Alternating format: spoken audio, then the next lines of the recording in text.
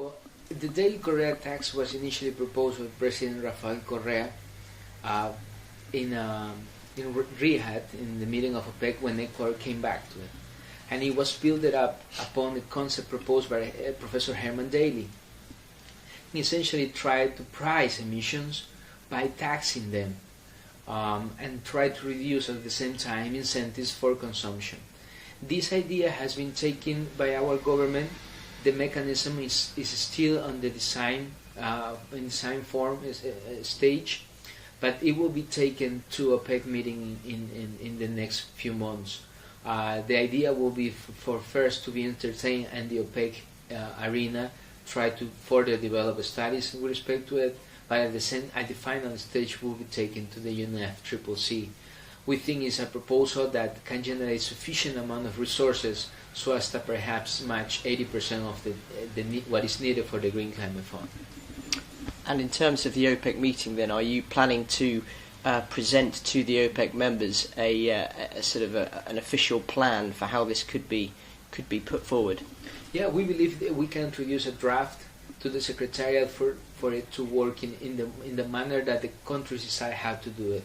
The OPEC meetings, they have their own politics on it, but we believe we can make some progress when this group actually gets together and explores the mechanism. Perhaps what is most important at this point of time is that the OPEC countries agree that the sources of financing should be discussed under UNFCCC.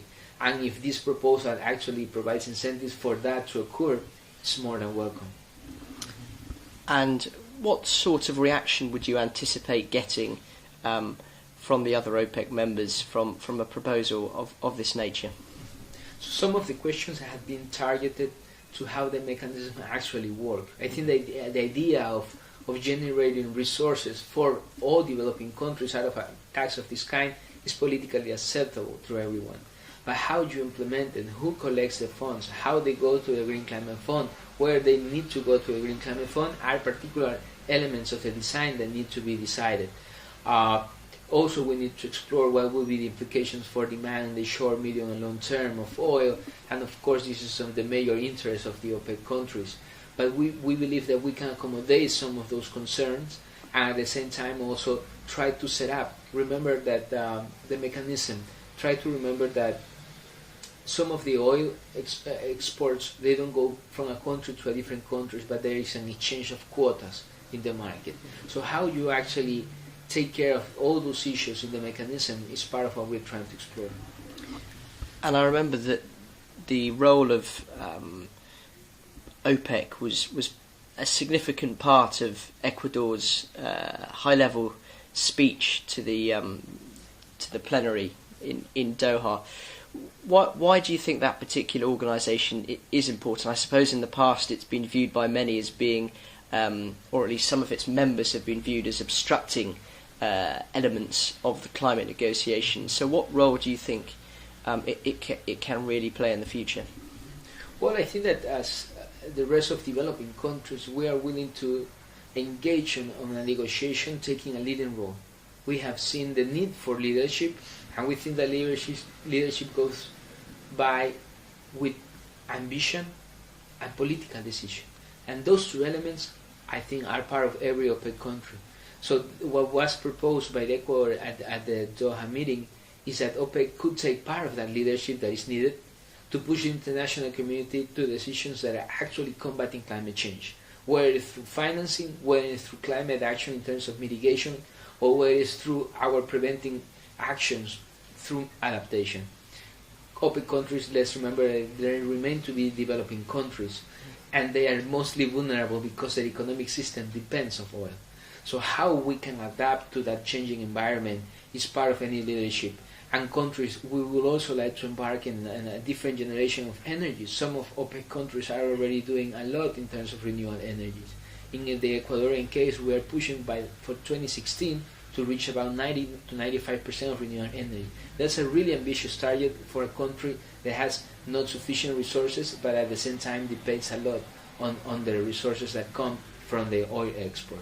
How diversify our energy matrix, how diversify our production matrix is essentially part of our political stability and also the development pathway that we want to achieve. And if we look at Doha, we see a conference where I guess Kyoto was agreed, but a weakened Kyoto, and countries eventually agreed. It was the president was banging the hammer at everything at the end, but it seemed to many to be quite an unsatisfactory conclusion. And I'm just wondering, given the proposals that you've been outlining today, and in particular this tax, and when we also look at the Climate and Clean Air Coalition that was launched last year, whether there are feelings within the negotiators like yourselves that new initiatives need to be taking place outside those main UN negotiations if we're going to see any progress. Well, in the case of Ecuador, and I personally believe that it's a multilateral system, the only one that can deliver the real collective and ambitious action that we need to combat climate change. Initiatives outside the system perhaps may act in detriment of it, but countries are willing to explore whether this can actually do some benefit. In terms of short-lived pollutants, we think that there may be some issues when you distract the attention from the main problem. The main problem needs action in the current form, but it will be important is for us to decide and not reinvent the wheel. That's a key fact. I think there are some elements from Kyoto that are important for some countries, like the legal bindingness and the ambitions that can be reached. What it needs to be solved to any post-Kyoto agreement is to define what will be the ambition and where the resources will come from. When we define these two questions, countries will be ready to negotiate. In addition to that, Ecuador has proposed the Yasuni initiative.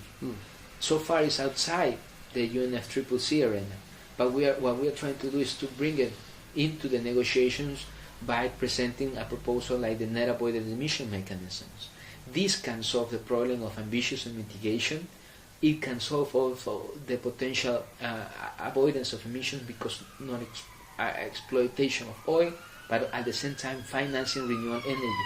Increasing the demand for renewables will also reduce the demand for fossil fuels. So that type of ideas, mixing them up with a tax like the Daily Correa, proposing real resources, additional, predictable across time, are the two major elements that we need to sit up and discuss. Ecuador has put two proposals on the table. There can be more, but it's important to focus in those areas if we really want to see progress. And interesting you mentioned the Yasuni initiative, because that is one of Ecuador's, I guess, big initiatives. How would you say it's been received by people around the world? Have you had many people approaching you with funding, or do you think you still have to explain the initiative more to prospective partners? The Yasuni initiative has received world support, both from the private sector and the public sector, everywhere that it has been taken, because it does promote an alternative to the current growth, the current development paths. It gives you the opportunity to depart from that pathway and explore something new. The problem so far has been through contributions, even though we are doing great progress and we are receiving clear contributions, like from the government of Germany we received 35 million euros, and from Italy also through a debt swap. So the contributions are there, but we do recognize that this is a different economic time for everyone. And that's what we are taking this initiative in the form of the net avoided emissions mechanism, so other countries can replicate something similar at the international level. But at the same time, we are also proposing daily Correa tax. So if you have a flow of resources that go through the Green Climate Fund, if the Green Climate Fund decides that activities implemented under the net avoided emissions can be selected as eligible, then you have an arrangement of way to combat climate change, to provide resources for mitigation and adaptation, but at the same time satisfying the current needs of developing countries. The Yasuni initiative really goes into the heart of a political decision. A country that decides to protect the national park, the community that lives in them, combat climate change, but at the same time generate resources to satisfy the needs and eradicate poverty in the other areas of the country. This is critically important, as other developing countries may face the same question. I suppose it's always easier to find holes in potential initiatives than it is to look at their positive aspects. But is there a sense where the Yasuni initiative could also be seen as perhaps setting the wrong kind of precedent? Because if countries were to compensate Ecuador for those lost revenues, would it not also be possible for countries around the world to say, we have a huge oil field here, and unless you give us, I don't know, $3 million or $10 billion, we will start exploiting it? So how do you accept there's a slight grey area there in terms of whether it could be a positive or perhaps in the long term a negative proposal? Like any other mechanism, it needs to be well defined in terms of how to align the incentives. So if the proposal that we have put on the table, which is a net avoided emissions mechanism, it includes an institutional arrangement that has a clear eligibility criteria that actually aligns incentives to provide an environmental service. Let's remember that not exploiting the oil is an environmental service, so it's doing something. It's not a perverse incentive that's paying for nothing. This is paying essentially for a country to move away from the current development path, from extractivism, from oil exploitation, and actually investing in renewable energy. So this is essentially a channel for financing that sets up a good precedent that can be replicated, and also promotes the notion that the rules for implementing mechanisms do not happen outside the UNFCCC. They can be monitored, revised and verified by the system, and at the same time can have approved methodologies. What I can tell you, it can perhaps set up perverse incentives, is when countries decide to implement mechanisms outside the convention. Ecuador is not against the use of incentive-based mechanism. We are currently very active in terms of the clean development mechanism. We are providing incentives in our country for landowners not to cut down the forest. We believe that's a good precedent as well, and it has been well agreed by the international community as a good practice. Yasuni is essentially another model of best practice. It set up a trust fund that fulfills international fiduciary standards for the flows to come, and also provides a governance structure that is very likable. At the steering committee of the trust fund participates the Ecuadorian government, the contributors, and the civil society. There is not as an inclusive arena for decision making like the one that we are proposing. So we think that if we do have a clear eligibility criteria, the countries that would like to present their activities, they will have to demonstrate the environmental and the social benefits. They will also have to demonstrate how they will allocate these resources to the sole purpose of further mitigation and adaptation, and at the same time they will have to present sufficient guarantees for other countries to contribute, whether it's through the governance mechanisms or, in the case of Yasuni, by ensuring that they will emit certificates of guarantee for any source of flows that are received.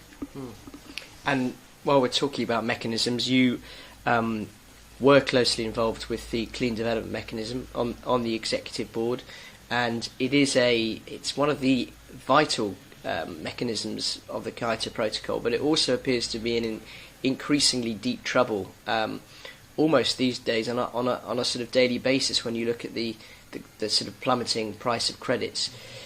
Can you see any way back for the CDM, or do you sense that particular project sooner or later is going to have to be wound up, and we're going to have to think of different measures of incentivizing emission reductions around the world?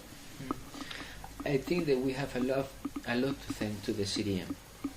It was perhaps one of the first initial incentive-based mechanism at the international level implemented globally. Any kind of incentives or any type of system of this kind will have to implement it globally. So the CDM has promoted mitigation, has promoted sustainable development, and has facilitated developing countries to implement renewable energies. All of those elements need to be considered in the context of a flexible mechanism. It was initially designed to help countries fulfill their emission targets and at the same time facilitate sustainable development. I think both have been achieved sufficiently. There is some criticism with respect to the CDM and the real environmental integrity and their contribution with respect to reduction of net level of emissions. is essentially an offsetting. We cannot ask more than it can deliver. However, it has fulfilled its function, is well accepted, and more importantly, without the CDM, we were not able to even think about any other incentive-based mechanism in the present. It has set up methodologies that are robust, that current voluntary systems are using outside the UNFCCC. So essentially, in my personal view, the CDM has set up a stepping stone for the international community to build upon it. How it can return? Differently from the beginning, at the early stages, the problem was how the CDM could deliver. The problem is that perhaps it can deliver more than we were expecting, and we perhaps have an increased supply, while at the same time the demand has not moved at all. Perhaps in Doha it moved a little, but it didn't satisfy the expectation from the private sector that has been investing, or the countries that have been invested in CDM. Let's remember that we have public and private projects going into the pipeline. So what we need now is ambition in terms of mitigation action. When that issue is solved, whether it's CDM, whether it's a net avoided emissions mechanism, or YASUNI, or any other proposal, they may be able to give the contribution that we need for stabilizing climate temperatures. So in a sense what you're saying is the fact that the CDM may not be functioning that well is more a symptom of other problems than particularly a problem with the CDM, with the actual mechanism itself. Am I right in, is that sort of the correct interpretation? For delivering what it has to deliver. But if we really want to reduce the net level of emissions, we need to find alternatives that can deliver real mitigation, reductions, whether it's through avoidance or not, but that they can reduce the net levels at the global level. The problem with CDM is essentially offsetting, so it has not moved really the bar. We need to move that away, and in a cost-effective fashion. That means that we need larger initiatives that perhaps are not only project-related, but that more a sector-wide of the economy focus. And whether there are mechanisms of this kind will not be solved alone. The resources and the ambition from countries should come into play. The mechanism has worked. It has demonstrated it can work. Actually, the current status, it demonstrates that can receive signals from the market. So that is essentially reacting to the current status. We need to change those enabling factors, and we can perhaps see it coming back with CDM. Okay, and a couple more questions. Tell us a bit, if you can, about where you see Ecuador's leadership within the ALBA group of countries, those Latin American countries in the United Nations climate negotiations. Traditionally, I suppose, and please correct me if I'm wrong, but it seems that Venezuela has taken a lead in terms of being the head spokesman and setting the agenda. But how do you see that perhaps changing over the next few years, and what can Ecuador offer from your particular perspective? Well, I believe that as we have been discussing, Ecuador is presenting real and concrete initiatives and alternatives, whether it's related to mitigation, financing, and even the entire system and how it's working. We also have recognized in our constitution the rights of nature, so that gives you the weight of the mental model and the changes on it that we have been proposing, changing from an economic rationale to a more economic rationale. In that context, our president has participated participated back in Cancun, where he proposed the net avoided emissions. So the leadership of our country comes from the highest level, and that's the type of commitment that we are also demonstrating internally, with clear reduction efforts in deforestation. We have set up a national development plan with 30% of reduction in deforestation. We are paying farmers for controlled deforestation. We are changing our energy matrix by 90% in 2016. Those elements, in addition to daily correct tax and the net avoided emissions, give you an entire framework for our activities within the negotiation process. So far, I think that our work has been mostly focused on building trust, bringing parties together, and we believe we can continue to do that work. The G77 needs to get closer. The linkages that we have and the positions that we have in common are large, far away, more close than those that can separate us. I'm currently traveling to Geneva to a meeting of the like-minded group, where we expect to find those common grounds and those common positions. I think that there is no question about what is the leadership of ALBA can do. ALBA has demonstrated to be part in the multilateral system overall, to have introduced progressive ideas of cohesion, of reduction of ecological debt, even working in our own countries to reduce poverty and ameliorate the injustices from the past. That's the same trademark I think that we're bringing to the negotiations. Perhaps sometimes our positions can be seen as reducing the speed in the negotiations, but we always try to bring on the table the real ambition that we need to combat climate change, because for us what is at the stake are the most vulnerable populations in the world and their ecosystems.